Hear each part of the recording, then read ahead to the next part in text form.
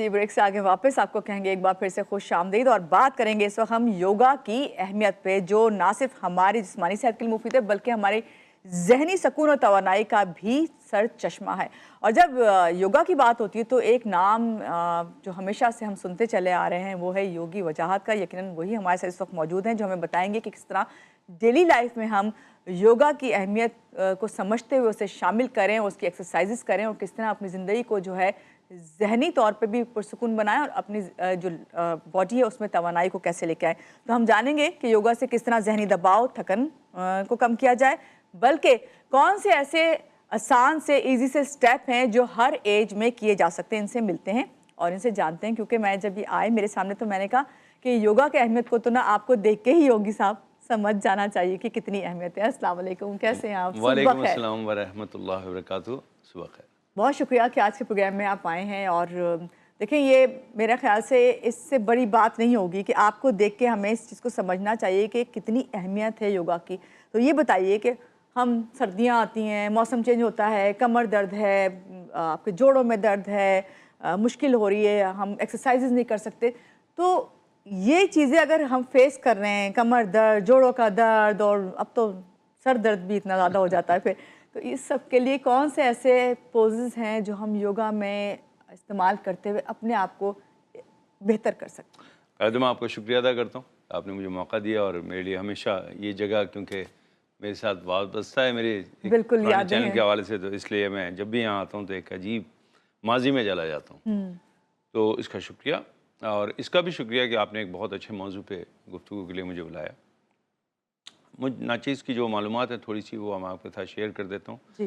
देखिए, पहली बात तो ये कि किसी चीज़ के लिए जब आप करते हैं तो वो अगर आपकी ज़ात पे नहीं इस्तेमाल हो रही और नज़र नहीं आ रही तो फिर वो गुफ्तगू है। कोई बहुत वज़न में ज़्यादा आदमी ये बताए कि वज़न कैसे कम होता है तो बात नहीं बनेगी। ये 60+ का आदमी बैठ के अगर आपसे योगा पे बात करे तो फिर बात बनती है ना। अच्छी बात है कि अगर कोई मुझे देख के समझता है कि योगा करना चाहिए तो बिल्कुल करना चाहिए। इसका शुक्रिया। हाँ, इसमें कोई शक नहीं कि ज़िंदगी जिस तरह मसरूफियात हमारी हो गई हैं और शब रोज़ के जो हमारे औकातकार के साथ साथ हमारे जो काम है की नौयत है, उसने मस्को स्केलेटल इंजरीज़ हमें बढ़ा दी हैं। एज ए डॉक्टर मैं अपने क्लिनिक में जो देख रहा हूँ उसमें सिर्फ बड़ों को नहीं बल्कि मैं अब बच्चों को भी देखता हूँ कि वो भी मस्को स्केलेटल इंजरीज़ में हमारे पास आते हैं। जी। उन्हीं के साथ साथ अगर हम जो जहनी अमराज की बात करते हैं उसमें बहुत दबाव बढ़ रहा है, और ज़ाहिर बात है जब पेरेंट्स किसी दुख में होंगे तो बच्चों पे भी असर पड़ेगा, तो एक मजमूई तौर पे पूरा घराना एक अजीब दबाव का शिकार रहता है। तो दो तरह के हमारे पास दर्द हैं जी। जहनी दर्द हैं और जिस्मानी दर्द हैं, जो मस्कुलोस्केलेटल पेन है और हमारा जो मेंटल न्यूरोलॉजिकल है। दोनों के लिए अगर देखा जाए तो एक ही चीज़ है, वो है लाइफस्टाइल को मॉडिफाई करने की ज़रूरत है। सुबह उठें, एक्सरसाइज करें। में किया जा सकता है ना बिल्कुल मॉडिफाई। बिल्कुल, जब तक जिंदा है किया जा सकता है, कोई भी एज हो। लेकिन ना जब इंसान जिंदा है तो किसी एज में भी है, उसको क्वालिटी ऑफ लाइफ की तरफ जाना चाहिए। एग्जैक्टली। तो आपको सबसे पहले तो ये करना चाहिए कि दो चीज़ों पे ध्यान दे दीजिए, एक ग़िज़ा है और एक आपकी नींद है, और इसके दरमियान में जो वक्त है उसमें कहीं ना कहीं आप एक्सरसाइज को बहुत बड़ी अहमियत देंगे। जी। ठीक है, इसके दरमियान में ब्रिज जो है वो आपकी एक्सरसाइज है। आप अच्छी ग़िज़ा खा रहे हैं लेकिन अच्छी नींद नहीं ले रहे और दरमियान में एक्सरसाइज नहीं कर रहे हैं तो गड़बड़ हो जाएगी। तो तीन चीज़ें कह लीजिए चलें, की जगह यानी बैलेंस कायम रखें सब में। जितना रॉ आप फूड लेंगे, और उसके लिए भी उसूल एक बहुत अच्छा है, मैं बता देता हूँ। आजकल ग़िज़ा को बहुत आसानी से आप ग्राफिक यानी डिस्ट्रीब्यूट कर सकते हैं दो ग्रुपों में, एक है फूड और एक है प्रोडक्ट। अब चूज़ आपने करना है, आपने प्रोडक्ट लेनी है या फिर आपने फूड लेनी है। आपने कभी भी ऐड नहीं देखा होगा किसी फूड का, किसी टेलीविजन पे आपने आलू टमाटर पालक का ऐड नहीं देखा, लेकिन उससे बनी हुई प्रोडक्ट का देखा होगा, आलू का देखा होगा चिप्स के हवाले से। बिल्कुल। तो प्रोडक्ट्स के ऐड बनते हैं और फूड कभी ऐड के साथ नहीं आती, अल्लाह ताला ने उसको वैसे ही दे दिया। अल्लाह ताला ने उसकी पब्लिसिटी की हुई है, और वो है भूख। भूख इतनी शदीद होती है कि हमें आलू मिल जाए, पालक, लौकी, भिंडी कुछ भी मिल जाए हम खा लेते हैं ना जी, लेकिन जब हम किसी शॉप में जाते हैं तो वहाँ से प्रोडक्ट आती है। अब ये देखिए कि आप सब्जी की दुकान में जा रहे हैं या बेकरी में जा रहे हैं, ये तयन करेगा कि आपकी बीमारियां कौन सी होगी। ठीक है ना, अगर हम खाते हैं वही आप ऑफ कोर्स, अगर हम प्रोडक्ट खा रहे हैं, पैकिंग वाली चीजें ले रहे हैं तो फिर हम पैकिंग ही वाले रहेंगे ना, और अगर हम वो ले रहे हैं जो खुदा ने दी हैं, अल्लाह ताला ने डायरेक्ट दी हैं, उसको हम बना रहे हैं। आजकल सब्जियां आई हुई हैं, सर्दियों का ज़माना है, जैसे अभी आप गुफ्तगू कर रही थी, फल बहुत अच्छे आए हैं, केले बहुत अच्छे आए हुए हैं। अच्छी बात यह है कि वो बहुत जल्दी ख़राब भी नहीं होते इस मौसम में, उसको इस्तेमाल करें। और अनार बहुत बेहतरीन है, इस वक्त आ रहा है, तो सस्ता भी है, उसको इस्तेमाल कीजिए। उसके छिलके भी मत फेंकिए, वो भी काम आएंगे। और देखें कितनी अजीब बात है, प्रोडक्ट की थैलियाँ जो हैं वो तो आप कचरे में फेंक देते हैं, लेकिन जैसे आप कुदरती कोई चीज़ लेते हैं तो उसकी हर चीज़ जो है वो प्रिजर्व की जा सकती है। किन्नू का छिलका, अनार का छिलका। तो मैं समझता हूँ पहले तो ग़िज़ा पे आप देख लीजिए और एक उसूल बना लीजिए, फल सुबह, दही दोपहर में और दूध रात में। हम इसको अपोजिट कर गए हैं। हम सुबह बच्चे को दूध दे देते हैं, दही कभी भी इस्तेमाल कर लेते हैं, और फल हमेशा रात को खाना खाने के बाद खाते हैं। कचरा है, उसका कोई फ़ायदा नहीं है उस वक्त।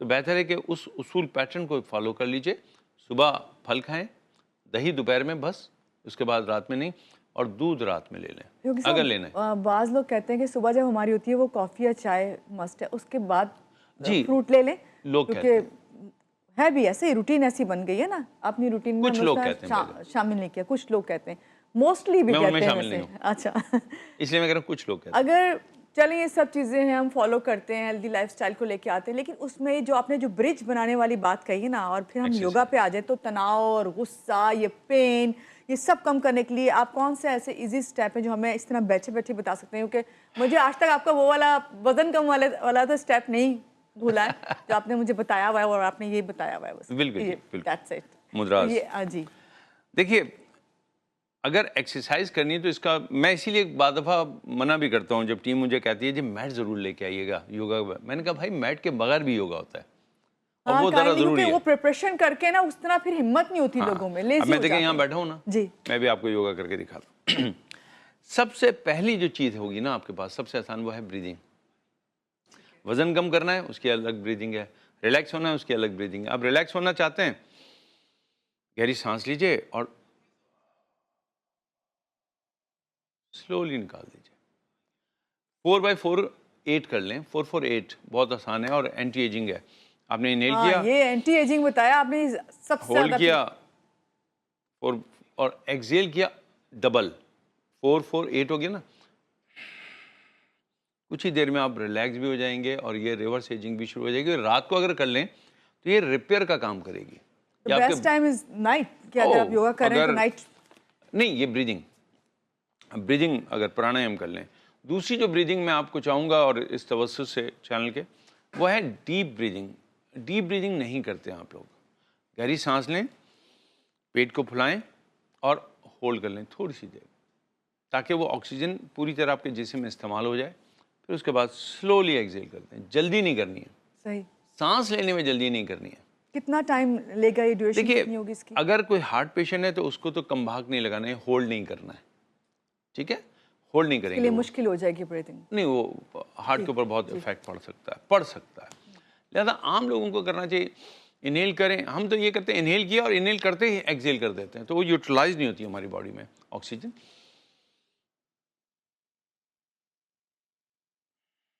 अच्छा, हर वक्त नहीं हो सकता, ठीक है कभी योगी कभी साहब, कर लें। हम और भी आपसे बात करते हैं, और ये भी जानते हैं, अभी आपने हार्ट पेशेंट का तो जिक्र किया, ब्लड प्रेशर का भी हम जिक्र करेंगे, और आपसे जानेंगे कि किस तरह से जो है उसको कंट्रोल किया जा सकता है। यहाँ लेते हैं एक छोटी सी ब्रेक के बाद वापस साथ में रहिएगा हमारे साथ।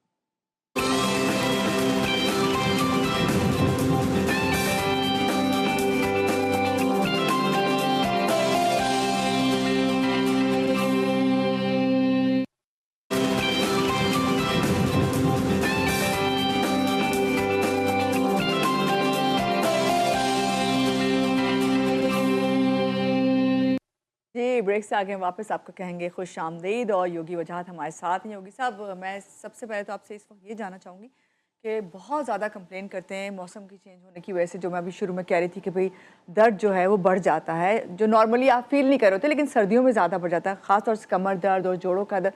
उसके लिए अगर आपसे मैं कहूँ कि ऐसे पोजेज़ बता दें, जो ऐसे स्टेप बता दीजिए जो हम घर बैठ के आसानी से जो है इस पर कंट्रोल कर सकते हैं। कहते हैं ना कि सर्दियों का मौसम जो है दो चीज़ें बढ़ा देता है, दर्द और दुख। इंसान बड़ा स्ट्रेस में चला जाता है, डिप्रेशन, हाँ डिप्रेशन का वो दुख दर्द बढ़ जाते हैं। तो देखिए, दो तीन बातें हैं हड्डी में, मैं आसान लफ्ज़ों में बात करना चाह रहा हूँ, मेडिकली टर्मिनोलॉजी नहीं इस्तेमाल करना चाह रहा। जब हड्डी में दर्द बढ़े ना, तो सबसे पहले हमें कैल्शियम की तरफ ध्यान देना चाहिए। क्या हम अंडा ले रहे हैं? हम तो अंडे का छिलका भी इस्तेमाल करते हैं मेडिसिन में, जी बिल्कुल। ठीक है ना? तो हमें कैल्शियम की तरफ जाना चाहिए, और कैल्शियम का बेहतरीन सोर्सों में से सस्ती सोर्स जो है वो मखाने हैं। मखाने की सब्ज़ी बनाया करें, मखाने वैसे ही खा लें तो एक अच्छा कैल्शियम सोर्स मिलता है। लेकिन कैल्शियम उस वक्त तक एब्जॉर्ब नहीं होगा जब तक विटामिन डी आपके पास नहीं है। तो धूप में बैठा करें। सर्दियों की धूप वैसे भी मज़े की है, जिसको हम कहते हैं नर्म होती है, जी बड़े मज़े की होती है, मीठी धूप कहते हैं। लेकिन कैल्शियम डी भी उस वक्त तक, विटामिन डी काम नहीं करेगा जब तक आपके पास विटामिन के ना हो। ठीक है। तो विटामिन D3 और K2 लाजमी तौर पे होना चाहिए। कम्बिनेशन आजकल बहुत मिल जाता है, आराम से ले लें। और अगर नहीं मिलता, जैसे मैंने कहा, मखाने ले लें और धूप में बैठ जाया करें। लेकिन जो दर्द की बात है उसमें देखें, दो हिस्सों में बांट लीजिए। एक दर्द है जो बढ़ता चला जा रहा है, वो पैथोलॉजिकल कोई डिजीज़ की वजह से हो सकता है, और अगर दर्द कभी बढ़ता है कभी घटता है तो वो मस्कुलोस्केलेटल इंजरी में हो सकता है, जो कि रफ्ता रफ्ता कम भी हो जाता है अगर रेस्ट किया जाए या मसाज या थेरेपी की जाए। जो डिजीज़ वाला है हम उस पर बात नहीं कर रहे, उसके लिए डॉक्टर के पास जाना लाजमी है। बिल्कुल। लेकिन तो जो मस्कुलोस्केलेटल जो है, कभी होता है कभी नहीं होता, कभी बिल्कुल ध्यान से निकल जाता है। ये हमारा गलत पोस्चर हो सकता है, या हमारे जो L4 L5 जो लंबर है उसमें ज़्यादा लंबर में होता है, थोरेसिक में और या सेक्टम में नीचे होता है, टेल बॉन पे होता है, S1 पे। तो इसके लिए आसान तरकीब यह है कि आप अपनी ज़िंदगी में मसाज जो है ना, ऑयल मसाज, उसको रख लें। तो किसी से कहें जब पीठ पे ज़रा मसाज किया करें, और कोई भी चीज़ जब आप पैक करेंगे ना दबा के, तो वो बिगड़ जाएगी। यही हाल हमारा कुछ कमर का है। तो स्ट्रेचिंग बहुत ज़रूरी है। मैं आपको यहाँ सिर्फ एक स्ट्रेच कर देता हूँ, मैं फ्रेम से बाहर जाने की कोशिश नहीं करूँगा, लेकिन ये कोशिश करूँगा कि अगर मेरे हाथ यहाँ हैं और मैं इसको ऊपर की तरफ लेके चला जाऊँ तो ये स्ट्रेच होगा। नहीं तो हो सकता है, देखिए मैं क्या किया, मैंने अपने शोल्डर को इस तरह ऊपर की तरफ उठाया, थोड़ा प्रेशर के साथ, हाँ, या मैंने अपने शोल्डर को यहाँ रखा और किसी से कहा आप पीछे तरह मेरे दोनों हाथों को ऊपर की तरफ खींचें। तो जैसे हम ट्रैक्शन देंगे तो छोटा मोटा दर्द तो वैसे ठीक हो जाएगा। और ये करना है। अगर नहीं हो सकता तो आप किसी भी चीज़ से जो दरवाजे टाइप की होती है उसको पकड़ लें और जरा अपने आप को ढीला छोड़ दें, ताकि आपकी कमर सही हो जाए। नहीं होता, ज़मीन पे लेट जाएं, किसी चीज़ को पकड़ लें और पीछे से किसी को कहें ज़रा थोड़ा पैर तो खींचो मेरा। कितनी आसान तरकीब है ना। ये डेली कर लें, बिल्कुल ऐसे जैसे वो कसाई नहीं छुरी पे, रॉड पे छुरी फेरता है तो तेज़ हो जाती है। तो जब कमर दब रही है तो उसको ज़रा ट्रैक्शन पे लेके जाएं। आपने ऐसे जो आपने डोर वाला बताया मुझे, बचपन में बच्चे जो दरवाजे में लटक जाते हैं, ये वही वाला पोस्चर है। रॉड आती है, रॉड लगा लें, रस्सी बांध दें पंखे की, अगर पंखे तो नहीं, अब AC चलने लगे तो कहीं रॉड बांध दें, रस्सी बांध दें और उसको पकड़ के थोड़ा ढीला छोड़ें अपने आप को। लटकना नहीं है, ढीला छोड़ें, ज़मीन से पैर नहीं उठेंगे जी। ये लाजमी करना है ताकि आप कमर को दोबारा उसकी पोजीशन में लाएं और उसके जो हमारा जो डिस्क है वो सही जगह सेट होने लगे, अगर ये मस्कुलोस्केलेटल है तो।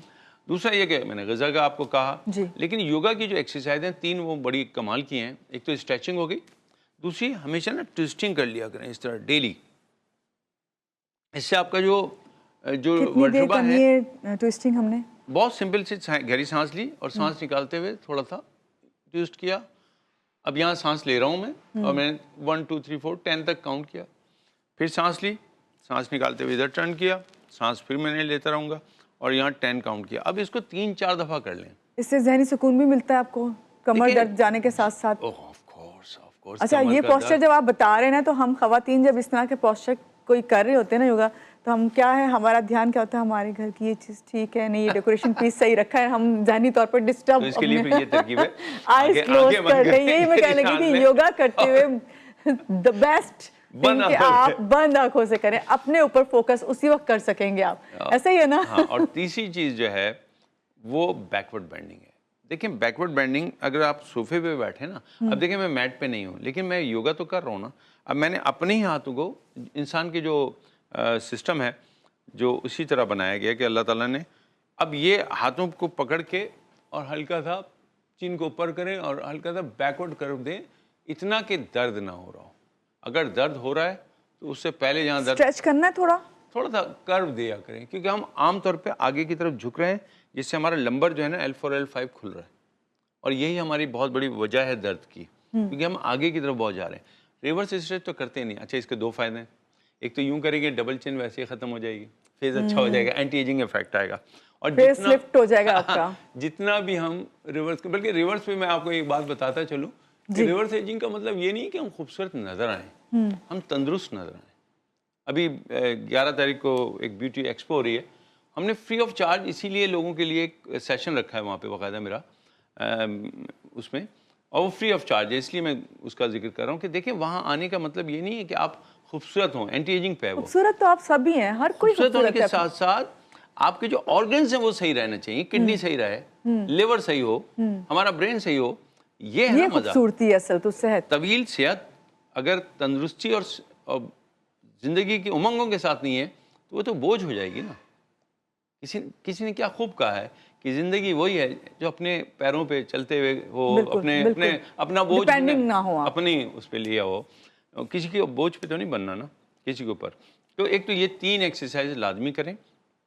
नींद, और जब बिस्तर आप तय करें, बिस्तर को जो लें उसको देख लें कि वो इवन होना चाहिए। वो हम बाद दफ़ा तकिया भी पुराना हो जाए तो सर इधर उधर बैलेंस फंसा के नहीं लेट होता। जाते हैं, ऐसा नहीं होना चाहिए। हर चीज़ को चेंज करें, कम से कम जब भी नए सर्दियाँ आ रही हैं, गर्मियाँ आ रही हैं, जो सीज़न बदलता है 6 महीने के बाद। आपने जब तकिए का जिक्र किया है ना योगी साहब, ये बताइए आजकल फ्रोजन शोल्डर बहुत ज्यादा हो रहा है, लोग कहते हैं हम शायद गलत सर साइड से सो गए थे या क्या, ये थोड़ा सा इस पे बता दें। क्या ये भी पिलो पे डिपेंड करता है कि अगर सही पिलो नहीं रखा हुआ आपने तो फिर देखिए या आप यूज ही ना करें पिलो? मेडिकली तो कोई इसका रीज़न नहीं है, क्योंकि होता भी है और अचानक ख़त्म भी हो जाता है। जी जी। लेकिन अगर हम इसको आयुर्वेदिक एंगल से देखें, योगिक एंगल से देखें, तो हाँ इसमें कोई शक नहीं है कि हमारा जो मस्कुलर मसला है या मस्कुलोस्केलेटल ही कह लीजिए इंजरी जो होती है, उसमें हमारा ये शोल्डर आगे की तरफ दब जाता है। ठीक है, हमें ये शोल्डर, अपना तकिया जो है उसका साइज पता होना चाहिए, उतना ही होना चाहिए जितना हमारी इस गर्दन के साथ अगर हम देखें तो होना चाहिए। हम बहुत बड़े बड़े तकिए या बहुत छोटे जो स्टैंडर्ड साइज के मिलते हैं बस वो इसको यूज करें, उसको हाँ कर लें, तो एडजस्ट कर लें अपने हिसाब से। और बड़ा ध्यान रखें इस बात पे कि जब आप सोएं तो आपका जो नींद का पोस्चर है वो आपको पता होना चाहिए। कि किस साइड से आप। कितनी अजीब बात है कि साइंस ऑफ स्लीप लोगों को नहीं आती, कौन सी करवट पे कौन से, जैसे मैं एक मिसाल दे देता हूँ इसी तवज्जुह से सीनियर्स के लिए।